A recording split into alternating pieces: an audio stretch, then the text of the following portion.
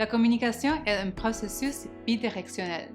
Il s'agit de la manière dont vous envoyez et recevez d'informations. Vos communications varieront selon l'audience et le type de médias. Comment pouvez-vous adapter votre stratégie de communication à une personne en situation de handicap? Vos employés savent-ils comment communiquer avec des personnes en situation de handicap? Votre entreprise sait-elle comment interagir avec divers clients? Cette vidéo explorera la communication inclusive ou la communication qui est accessible à tout le monde. Elle met l'accent sur l'importance des mots et leur impact. Elle vise également à vous aider à éliminer les stéréotypes, les attentes négatives et les limitations. Résultats sur module. Ce module décrira les communications inclusives, soulignera les mesures à prendre pour rendre vos communications inclusives et fournira des lignes directrices pour la création d'une politique sur la communication inclusive. Lorsque les personnes sont définies en fonction de leur handicap, de leurs conditions ou de leurs limitations, ils font l'objet de discrimination. De nombreux canaux de communication, incluant les sites Web, les formulaires en ligne et les courriels, ne sont pas toujours accessibles.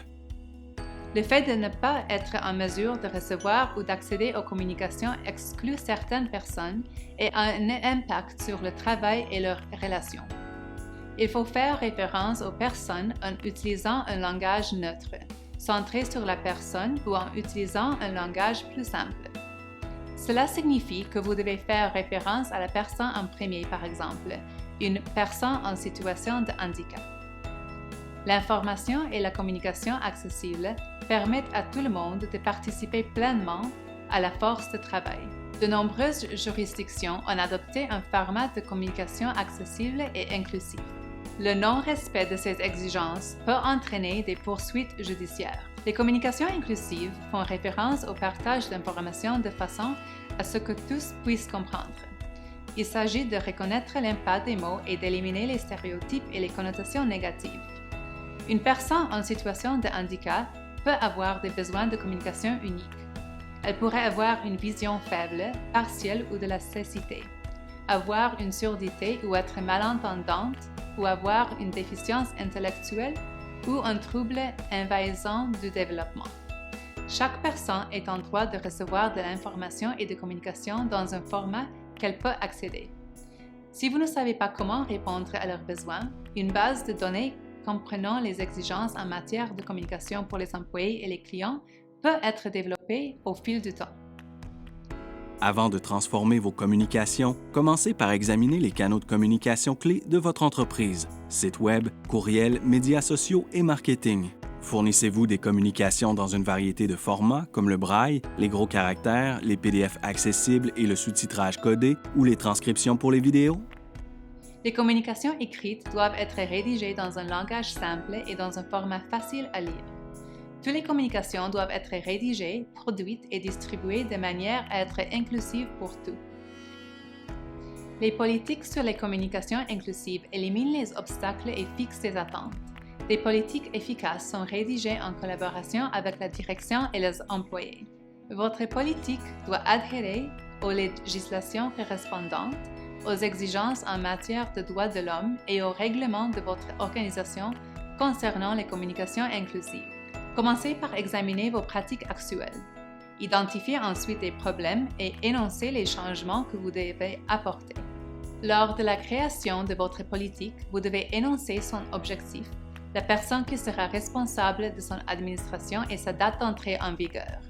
Votre politique doit inclure une liste de mesures devant être prises par vos employés. N'oubliez pas, vous devez ajouter cette politique à votre politique plus complète sur les communications. Vous devez inclure un énoncé qui sera rendu public. Exemple d'une politique sur les communications inclusives.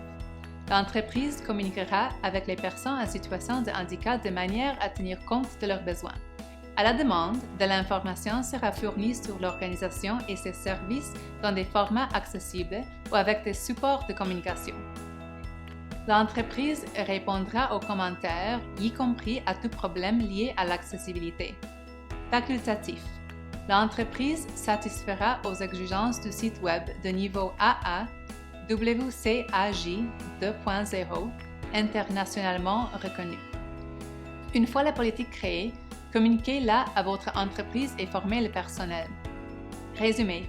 Les communications inclusives font référence au partage de l'information de façon à ce que tous puissent comprendre. Les communications doivent être rédigées, produites et distribuées de manière à être inclusives pour tous. Une personne en situation de handicap a légalement le droit de recevoir des communications dans le format qu'elle requiert. Pour rendre vos communications inclusives, examinez les canaux de communication clés de votre entreprise et assurez-vous qu'ils sont accessibles, rédigés dans un langage simple et facile à lire.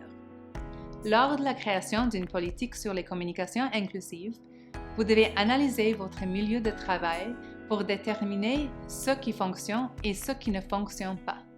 Identifiez les défis auxquels vos employés font face et les lois dans votre juridiction. Déléguez un responsable pour l'administration et la mise en œuvre de la politique. Nous vous encourageons à consulter la trousse afin d'obtenir plus d'informations, des exemples et des modèles. Allez-y!